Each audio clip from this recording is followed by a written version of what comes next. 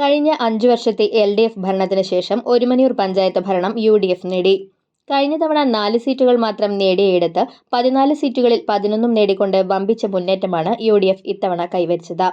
കഴിഞ്ഞ തെരഞ്ഞെടുപ്പിൽ 8 സീറ്റുകൾ നേടി ഭരണം നേടിയിരുന്ന LDFന് 2 സീറ്റുകൾ മാത്രമായി ഒതുങ്ങേണ്ടി വന്നു.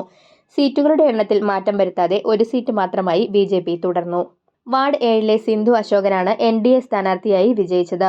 വാർഡ് 1-ൽ സ്വാതി നിഖിൽ, 14-ൽ ജ്യോതി കാർത്തികേയൻ എന്നിവർ LDFന് 2 സീറ്റുകൾ നേടിക്കൊടുത്തു.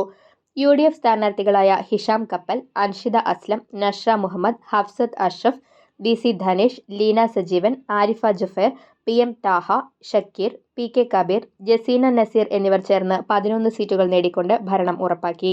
മുൻ പഞ്ചായത്ത് പ്രസിഡന്റ് വിജിത സന്തോഷ് മത്സരിച്ച് വിജയിച്ച 2-ാം വാർഡിൽ UDF സീറ്റ് നേടിയത് LDF ഭരണത്തിന്റെ വലിയ വീഴ്ചയായി തന്നെയാണ് കണക്കാക്കുന്നത്. വികസന പ്രവർത്തനങ്ങൾ നടപ്പിലാക്കാൻ വൈകിയതാണോ LDFന് തിരിച്ചടിയായിരിക്കുന്നതെന്ന് സംശയിക്കേണ്ടിയിരിക്കുന്നു.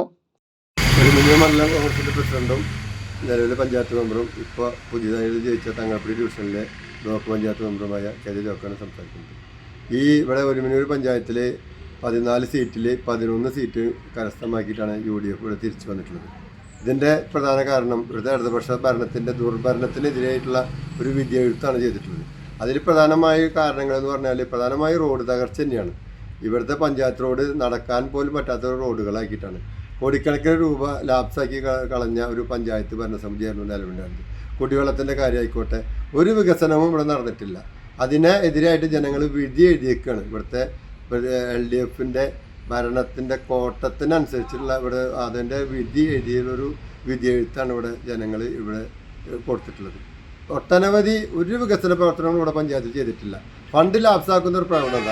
അതേമാതിരി 10-60 കൊല്ലത്തിന് ശേഷമാണ് ഇവിടെ ഒരു 2-ാം വാർഡ് ഒറ്റത്തെങ്ങ് എന്ന് പറയുന്ന വാർഡ് ഇപ്രാവശ്യം തിരിച്ചു പിടിച്ചിട്ടുള്ളത്. അതായത് പ്രസിഡന്റിനെ നയിക്കുന്ന നേതാവിൻ്റെ വാർഡാണ് ഈ ഒറ്റത്തെങ്ങ് വാർഡ്. ആ വാർഡിലാണ് ഈ അട്ടിമറി വിജയം നടത്തിയത്. അങ്ങനെ കിട്ടാത്ത ഞങ്ങൾക്ക് തീരെ കിട്ടാത്ത പല വാർഡുകളും ഞങ്ങൾക്ക് ഇപ്രാവശ്യം കിട്ടിയിരിക്കുകയാണ്. അപ്പോൾ അങ്ങനെ ഞങ്ങൾ ഒരു മാസത്തിനുള്ളിൽ തന്നെ ഇവിടുത്തെ പ്രധാനപ്പെട്ട റോഡുകളൊക്കെ ഞങ്ങൾക്ക് അറിയും. അങ്ങനെ ഒട്ടനവധി വികസന പ്രവർത്തനങ്ങളുമായിട്ടാണ് പഞ്ചായത്ത് ഭരണസമിതി ഈ പുതിയ ഭരണസമിതി വന്നിട്ടുള്ളത്.